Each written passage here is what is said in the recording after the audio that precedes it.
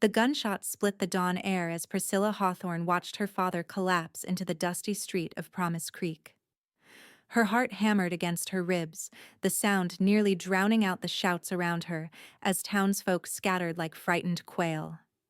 The year was 1876, and on this sweltering August morning, 20-year-old Priscilla found herself suddenly, terrifyingly alone in the unforgiving Colorado Territory. "Get back!" someone shouted as another shot rang out. Priscilla pressed herself against the weathered planks of the general store, her mourning dress worn for a mother barely 6 months in the ground now to serve double duty. Through tear-blurred eyes, she watched as Sheriff Wilkins approached the fallen body of her father, the town's only doctor. "He's gone, Miss Hawthorne," the sheriff called, removing his hat. "I'm sorry." The killer, a drifter who'd taken exception to her father's inability to save his brother from gangrene, was already being wrestled into submission by several townsmen. Priscilla couldn't bring herself to look at him. Instead, she slid down the wall until she sat in the dirt, her black skirts pooling around her like spilled ink. "Miss Hawthorne?" A shadow fell across her. "Miss Priscilla?" She looked up to find Mrs. Fletcher, the boarding house owner, standing over her with concern etched across her weathered face. "Come along, child," the older woman said gently. "You can't stay here." Priscilla allowed herself to be helped to her feet, though her legs trembled beneath her. "What am I to do?" she whispered. "He was all I had left." Mrs. Fletcher had no answer as she guided Priscilla away from the growing crowd of onlookers. The following days passed in a haze of grief. The funeral was held, condolences offered, and casseroles delivered. But as the first week without her father stretched into a second, reality began to assert itself in increasingly uncomfortable ways. "I'm afraid there are considerable debts," Mr. Peterson, the bank manager, explained as he sat across from her at the kitchen table of the home she'd grown up in. "Your father extended credit to many who could not pay for treatment. Most of his equipment was purchased on loans that remain outstanding." Priscilla stared at the papers before her. "Are you saying—" "I'm saying the bank will need to reclaim this property, Miss Hawthorne. I'm deeply sorry." "But this is my home," she said, her voice barely audible. "Where am I to go?" Mr. Peterson shifted uncomfortably. "Perhaps you have family elsewhere who might take you in?" But they both knew she did not. Her mother's family had disowned her for marrying a man with no prospects, and her father had been an only child whose parents had long since passed. That night, Priscilla sat alone in her father's study, surrounded by his medical books and instruments. She had assisted him since she was 14, reading medical texts by lamplight and learning to stitch wounds, set bones, and deliver babies. Yet without formal training impossible for a woman to obtain, she could not step into his role. A knock at the door startled her. When she opened it, Mrs. Fletcher stood there, her expression grim. "I've heard about the bank," the older woman said. "I've come to offer you a room at the boarding house. I can't offer it for free, mind you, but you could work for your keep." Priscilla's throat tightened with emotion. "That's very kind." "Not kindness, child. Common decency. Besides," Mrs. Fletcher added with a thin smile, "I'm not getting any younger, and these old bones could use the help." 2 weeks later, Priscilla had settled into a small room under the eaves of Mrs. Fletcher's boarding house. Her days were filled with changing linens, scrubbing floors, and preparing meals for the half-dozen men who paid for room and board, mostly shopkeepers and miners passing through. It was while beating dust from a rug one afternoon that Priscilla noticed the rider approaching.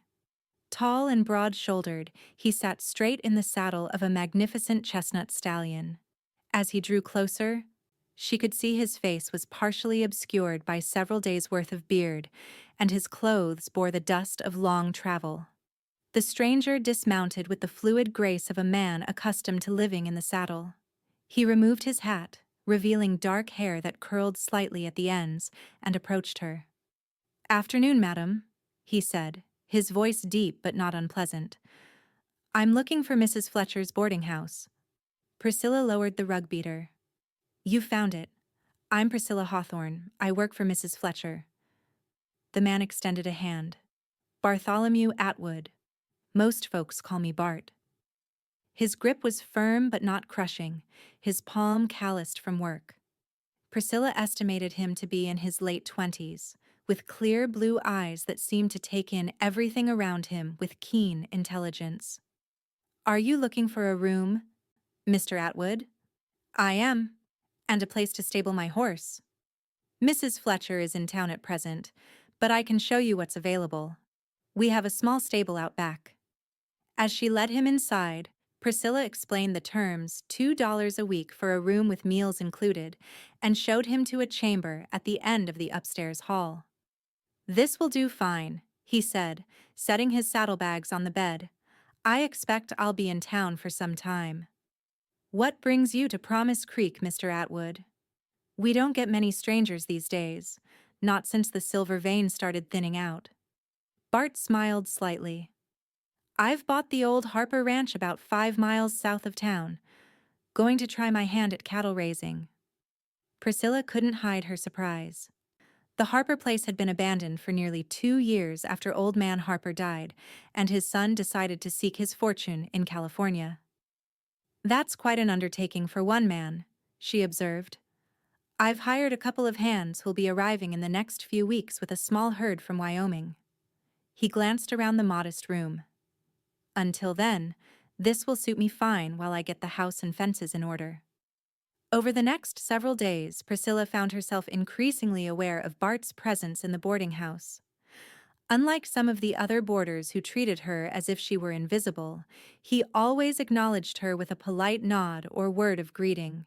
He rose early, often before dawn, and returned late, his clothes bearing evidence of hard physical labor. One evening, as she served dinner to the boarders, she noticed Bart wince slightly when reaching for the breadbasket. Are you injured, Mr. Atwood? She asked quietly as she refilled his water glass. He shook his head dismissively. Just a scratch. Caught myself on a nail while replacing some boards in the barn. Later that night, a knock at her door roused Priscilla from her reading. She opened it to find Bart standing there, looking somewhat sheepish. I hate to trouble you, Miss Hawthorne, but Mrs. Fletcher mentioned you have some medical knowledge. I think that scratch might need attention after all. Priscilla hesitated only briefly before nodding. Come in, Mr. Atwood. Let me see. He entered her small room somewhat awkwardly, too large for the confined space. When he removed his shirt at her instruction, she saw a 6-inch gash along his upper arm, red and beginning to show signs of infection. This is more than a scratch, she admonished, gathering her father's medical bag that she'd managed to keep from the bank's inventory. Why didn't you come to me sooner? Didn't want to bother anyone, he said simply. Priscilla worked efficiently, cleaning the wound with alcohol that made him hiss through his teeth, then applying a salve of her own making before bandaging it neatly. You need to keep this clean, she instructed. And come back tomorrow evening so I can check it. Bart studied her face as she worked. You have a healer's touch. Mrs. Fletcher said your father was the doctor here. He was, Priscilla confirmed, her voice tight. He taught me what he could. Though of course I'm not trained properly. Seems to me proper training isn't always about schooling, Bart observed. Sometimes it's about having the right instincts and learning from experience. His words, simple as they were, eased something in Priscilla's chest that had been tight since her father's death. Bart continued to visit her each evening for the next week to have his wound checked. During these brief sessions, they began to learn more about each other. She discovered he had grown up on a farm in Pennsylvania, but had spent the last 8 years working on ranches throughout the West. He learned that she had assisted her father since her mother's death from pneumonia when Priscilla was just 14. You never thought to marry? He asked one evening as she changed his bandage. The question startled her. There haven't been many opportunities, she answered honestly, and my father needed me. And now? Priscilla met his gaze steadily. Now I need to find my own way. As spring advanced toward summer, Bart's visits to the boarding house became less frequent as he established himself at the ranch. His 2 hired hands had arrived with a small herd of 50 cattle, and Priscilla found herself missing their evening conversations. It was Mrs. Fletcher who finally addressed the matter one morning as they prepared breakfast for the boarders. "That Atwood fellow seems a decent sort," the older woman commented as she rolled out biscuit dough. "He seems to be," Priscilla agreed noncommittally. "Handsome, too, in that rugged way some women appreciate." Priscilla felt heat creep into her cheeks. "Mrs. Fletcher, are you playing matchmaker?" The older woman shrugged, a slight smile playing at her lips. "Just making an observation. He asks after you whenever he comes to town, you know." This was news to Priscilla. "Does he? Mm-hmm. And he's building something substantial out at that ranch. A man like that will be wanting a wife sooner or later." Priscilla turned her attention back to the eggs she was scrambling. "I'm hardly in a position to be thinking of such things." "Nonsense," Mrs. Fletcher scoffed. "You're young, intelligent, and not hard on the eyes. And if I may speak plainly, child, your prospects in this town are limited. You could do far worse than a man who owns his own land and treats you with respect."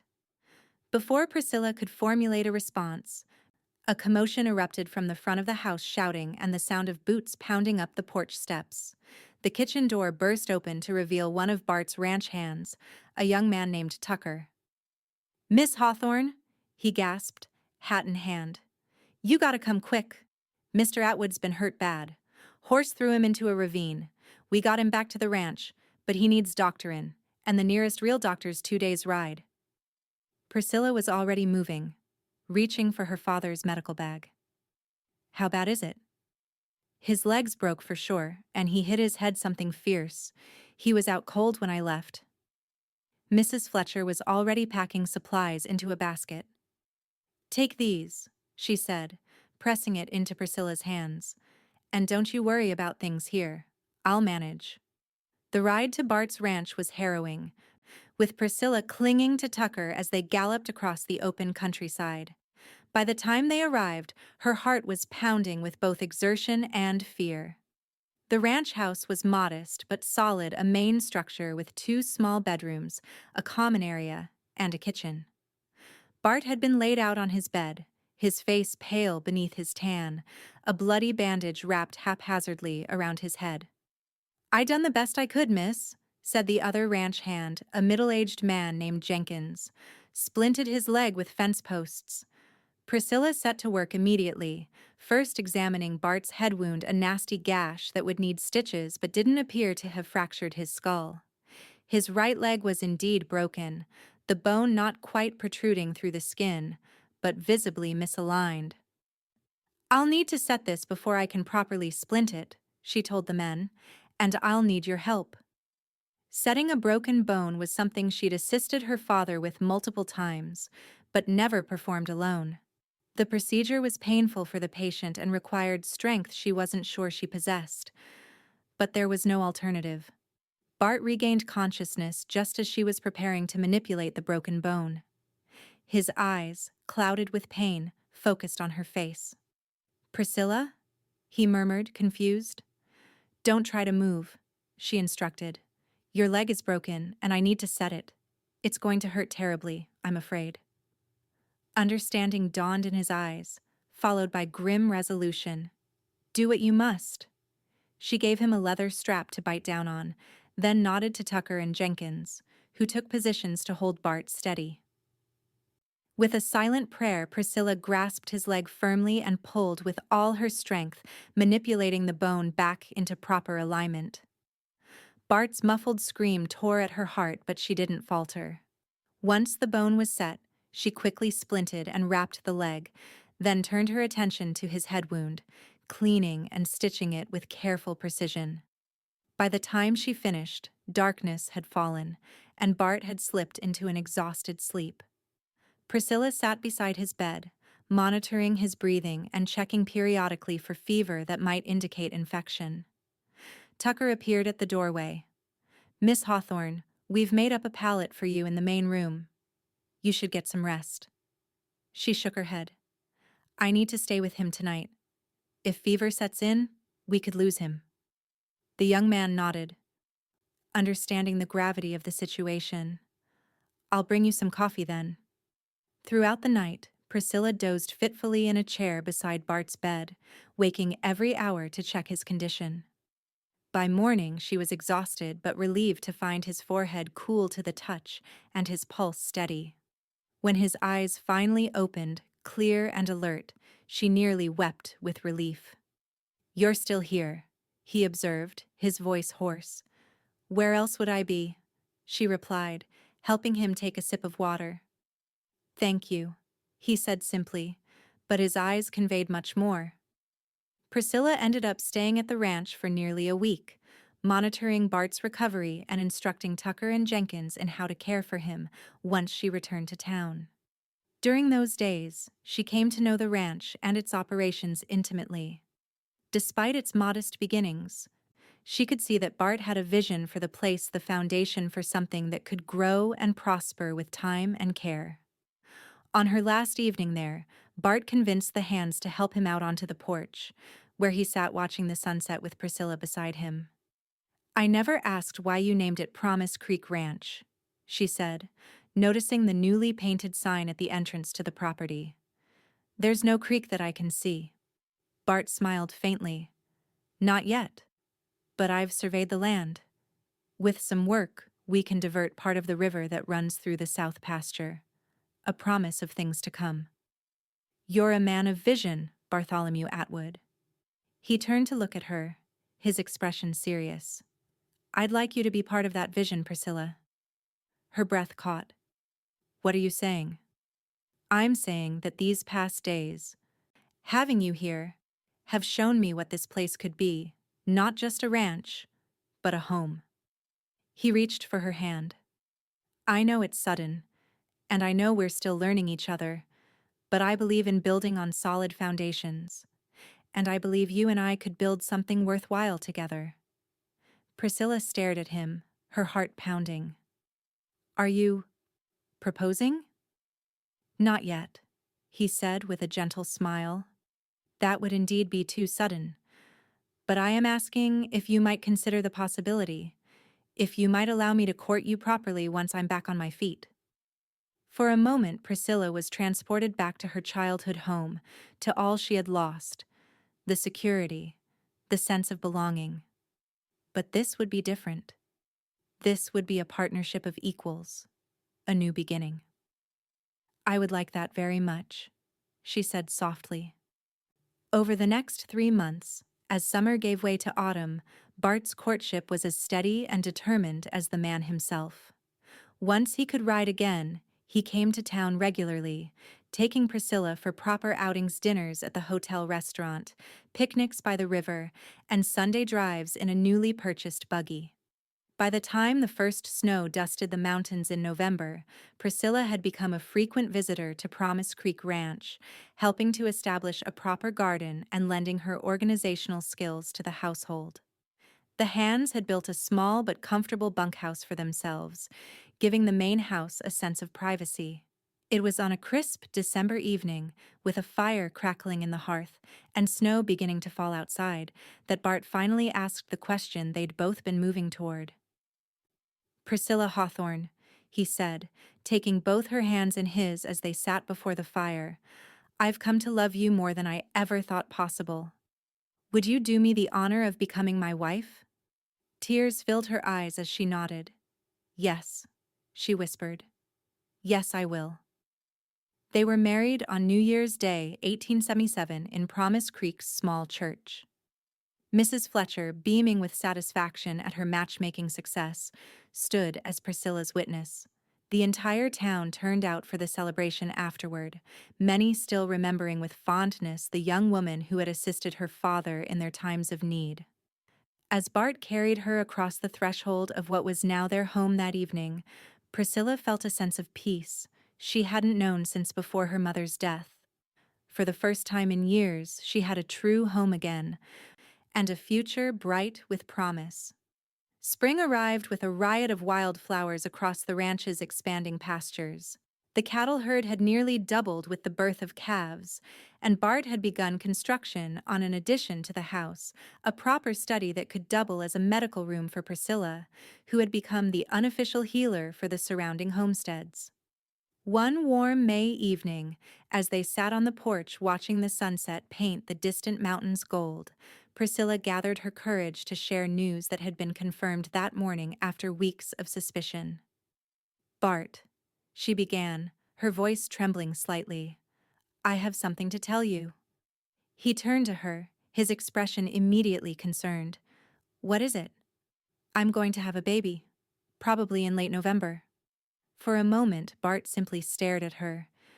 Then a smile of such pure joy spread across his face that it took her breath away. He swept her into his arms, careful despite his enthusiasm, and kissed her soundly. "A baby," he whispered against her hair. "Our baby." The months of Priscilla's pregnancy passed with Bart hovering protectively, often to her amused exasperation. He insisted on hiring a young woman from town to help with household duties, expanded the garden to ensure fresh vegetables, and spent hours in the evenings reading aloud from medical texts about childbirth that he'd ordered from Denver. By November, the nursery was ready, a small room adjacent to their bedroom, painted a cheerful yellow and furnished with a cradle Bart had carved himself from pine. The baby, however, had other plans. Early on, a snow-laden morning in early December, Priscilla woke to the first pangs of labor. By midday, despite the assistance of Mrs. Fletcher, who had braved the winter weather to attend the birth, complications had arisen. "The baby's turned wrong," Mrs. Fletcher told Bart grimly as he paced outside the bedroom. "She's asking for you." He found Priscilla pale and exhausted, her face contorted with pain. "Bart!" she gasped, reaching for his hand. "I need you to listen carefully. The baby is breech-coming feet first. I need you to help turn it." "Me?" Bart's face drained of color. "Priscilla, I don't know how—" "I'll tell you what to do," she insisted. "Mrs. Fletcher doesn't have the strength, and I can't do it myself." What followed was the most harrowing experience of Bart's life. Under Priscilla's increasingly weak instructions, and with Mrs. Fletcher's guidance, he helped manipulate the unborn child into the proper position. When Priscilla's strength failed, it was his encouragement that kept her pushing through the final stages of delivery. Finally, as the winter sun was setting, a tiny wail filled the room. "A girl," Mrs. Fletcher announced, tears streaming down her weathered cheeks. "A beautiful little girl." Bart, his own face wet with tears, watched as the infant was placed in Priscilla's arms. Despite her exhaustion, his wife's face glowed with a joy that transcended the physical ordeal she'd endured. "Charlotte," Priscilla whispered, looking up at him. "After my mother, if that's all right." "It's perfect," Bart agreed, his voice thick with emotion. "She's perfect." Later that night, with Mrs. Fletcher asleep in the guest room and little Charlotte swaddled in her cradle, Bart sat beside Priscilla on their bed, holding her hand as if he might never let go. "I nearly lost you both today," he said quietly, his voice rough. "I've never been so frightened." Priscilla squeezed his hand weakly. "But you didn't lose us. You helped save us." They sat in silence for a moment, listening to the soft sounds of their daughter's breathing. "There's something I need to tell you," Priscilla said finally, her voice hesitant. "Something the doctor in Denver told me when I went for that consultation last month." Bart tensed beside her. "What is it?" Priscilla took a deep breath. "The difficulty with Charlotte's birth wasn't just bad luck. There's a problem with the way my hips are formed. The doctor said—" She paused, gathering courage. "He said I shouldn't have more children. That each birth would be increasingly dangerous, perhaps fatal." Bart's expression remained carefully neutral, but she felt his hand tighten around hers. "I see," he said softly. "There's more," she continued, unable to meet his eyes.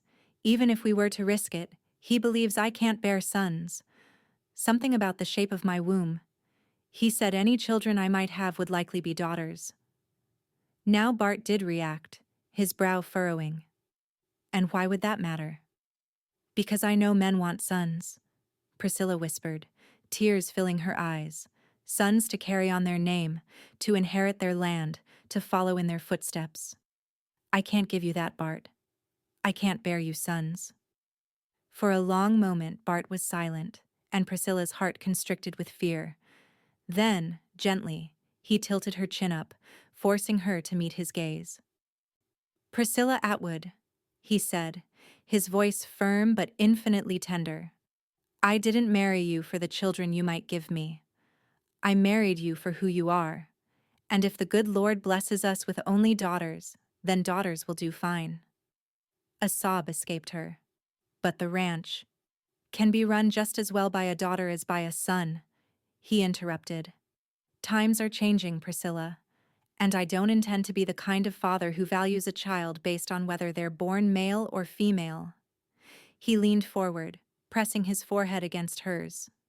Besides, he added softly, have you seen our daughter? She's clearly going to be as stubborn and capable as her mother. I pity anyone who tries to tell her what she can't do. Priscilla laughed through her tears, feeling a weight lift from her heart. I love you, Bartholomew Atwood. And I love you, Priscilla Atwood. You and our daughter and any daughters who might join our family in the future, if that's what you want, and if it's safe for you.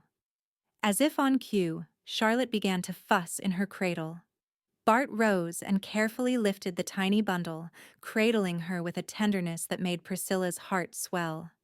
Look at her, he murmured, settling back beside Priscilla with their daughter in his arms.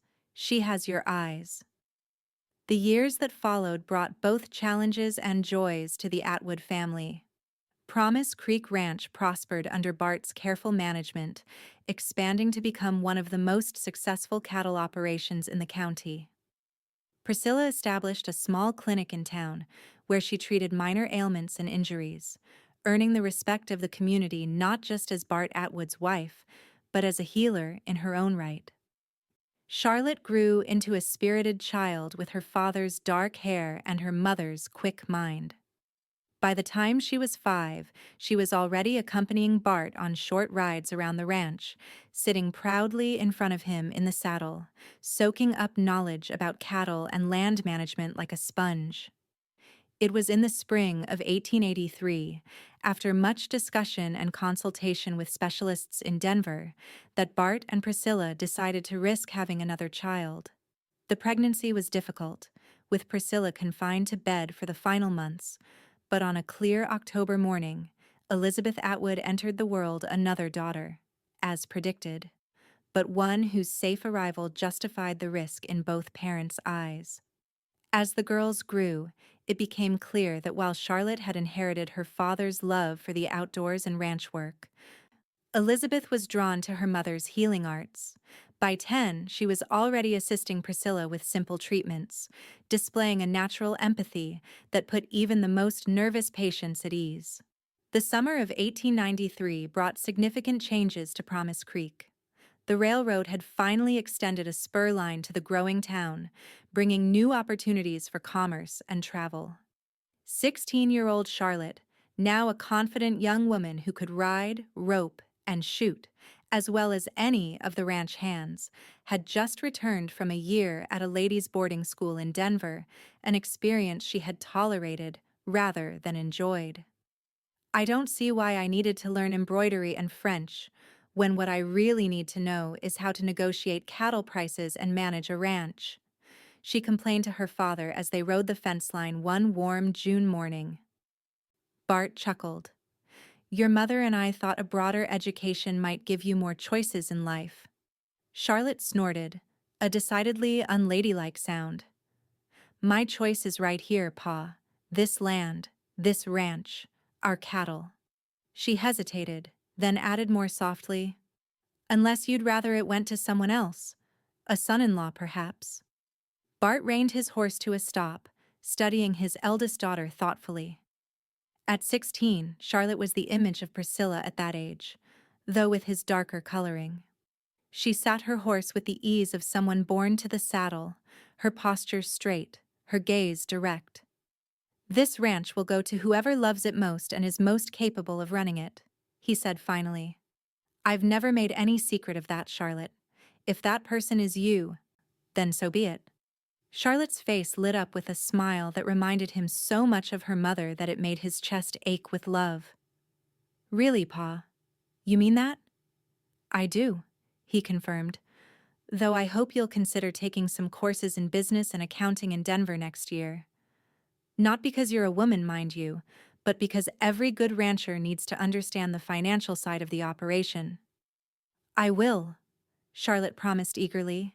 "I'll learn everything I need to know to make Promise Creek the best ranch in Colorado." That evening, as Bart recounted the conversation to Priscilla while they sat on the porch watching the sunset, a ritual they'd maintained throughout their marriage, his wife smiled knowingly. "You've always known Charlotte would take over the ranch," she observed, "even when she was tiny." Bart nodded, taking her hand in his. "She has the same love for the land that I do, and the same determination you have." He glanced through the window to where their daughters were engaged in a game of checkers. Elizabeth's brow furrowed in concentration as Charlotte teased her about taking too long with her move. "Do you ever regret it?" he asked suddenly. "Not having a son?" Priscilla looked genuinely surprised by the question. "Never," she said firmly. "How could I, when our daughters bring us such joy?" "Some men would consider me less fortunate, having only daughters to show for my life's work," Bart mused. "Some men are fools," Priscilla replied tartly, making him laugh. Then, more seriously, she added, "You gave our daughters something precious, Bart. You gave them the belief that they could be anything they wanted to be, that their worth wasn't determined by their gender." "How many fathers can say that?" Bart lifted her hand to his lips. "I had a good teacher," he murmured. "A remarkable woman who showed me that courage and capability have nothing to do with whether you're born male or female." The front door swung open as Charlotte emerged, followed by Elizabeth. "Pa," Charlotte announced, "Elizabeth and I have decided we need a new horse. That old mare you got for her is too slow for a proper race. And what's the point of having a sister if you can't race her across the south pasture?" Bart tried to look stern. "Racing horses is dangerous, Charlotte. You know better." "We'll be careful," Elizabeth chimed in, her blue eyes so like her father's wide with attempted innocence. At 13, she was as bookish as her sister was outdoorsy, but she had inherited a streak of her mother's quiet determination. "We'll discuss it tomorrow," Priscilla interjected, hiding a smile. "It's getting late, and Elizabeth still has that science text to finish." The girls retreated inside, their friendly bickering trailing behind them. Bart shook his head, grinning.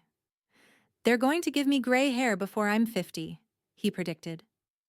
"They already have," Priscilla teased, running her fingers through the silver strands at his temples.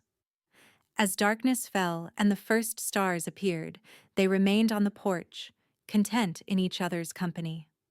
20 years of marriage had deepened their understanding of one another, strengthened their partnership through hardships and triumphs alike. "Do you remember," Priscilla said softly, "that day when I first came out to the ranch after your accident? When you said you had a vision for this place?" Bart nodded. "I remember everything about those days." "Look how far we've come," she said, gesturing to the prosperous ranch spread before them, the expanded house, the well-tended barns and corrals, the fat cattle grazing in distant pastures. "Your vision became reality." "Our vision," he corrected gently. "I couldn't have built any of this without you, Priscilla. You're the heart of Promise Creek." Inside the house, a lamp was lit in Charlotte's room, and they could see her silhouette as she stood at the window, looking out over the land that would one day be hers. In the room next door, Elizabeth sat at her desk, head bent over a book, her future path different but no less valued. "I think," Bart said thoughtfully, that we've been extraordinarily blessed. Priscilla leaned her head against his shoulder, her heart full. Yes, she agreed. We have indeed. As the years continued to pass, Promise Creek Ranch thrived under the joint stewardship of the Atwood family. Charlotte, true to her word, completed courses in business and accounting, returning to implement new breeding programs and marketing strategies that increased the ranch's profitability. Elizabeth, following her mother's footsteps, went east to attend one of the few medical schools accepting women, becoming Dr. Elizabeth Atwood in 1904. By the dawn of the 20th century, Bart and Priscilla had entered their 50s, watching with pride as their daughters carved out their own places in a rapidly changing world. Charlotte, now running most of the ranch operations, had surprised everyone by falling in love with and marrying the new schoolteacher, a forward-thinking man who respected her independence and business acumen. Elizabeth divided her time between a practice in Denver and regular visits to Promise Creek, where she collaborated with her mother on the clinic that now served much of the county. One crisp autumn evening in 1910, as Bart and Priscilla sat in their customary places on the porch, watching as the setting sun gilded the land they'd nurtured for over 3 decades, Charlotte emerged from the house with her 7-year-old daughter, Sarah, in tow. "Grandpa," the child announced excitedly, "Mama says I can start learning to ride the new colt next spring." Bart winked at his granddaughter. "Is that so? And what does your father think about that?" "Papa says I need to learn from the best," Sarah replied promptly. "And that's you and Mama." Charlotte smiled, resting a hand on her daughter's shoulder. "Sarah has something she wants to tell you both." The little girl straightened, her expression suddenly serious. "I've decided," she proclaimed with all the gravity a 7-year-old could muster, "that when I grow up, I'm going to be a rancher like Mama and Grandpa, and a doctor like Aunt Elizabeth and Grandma." Priscilla laughed softly. "That's quite an ambition, sweetheart." "Can I do both?" Sarah asked, suddenly uncertain. Bart reached out to pull his granddaughter onto his lap. "In this family, Sarah," he told her, "you can be anything you set your mind to. Your grandmother taught me that a long time ago." As Charlotte led her daughter back inside for supper, Priscilla turned to her husband, her eyes bright with unshed tears. "What is it?" Bart asked, concerned. "I was just thinking," she said, her voice thick with emotion, "about that day all those years ago, when I told you I couldn't bear you sons." Bart took her hand, his grip still strong despite the years that had weathered them both. "And I told you daughters would do fine." Priscilla smiled, looking out over the land that had become their legacy, at the house filled with the voices of their children and grandchildren. "They've done more than fine," she said softly. "They've exceeded every hope we could have had." Bart lifted her hand to his lips, a gesture unchanged by the passage of time. "No," he corrected gently. "They've become exactly who they were meant to be, just like their mother." As twilight deepened into night, they remained side by side, their shoulders touching, their hearts still beating in tandem after 33 years of shared life. Behind them, Promise Creek Ranch stood solid and welcoming, a testament to the truth Bart had recognized that long ago day, that love, not bloodlines, was what truly built a legacy. And that legacy would endure, carried forward by daughters as capable and determined as any sons could have been, perhaps even more so.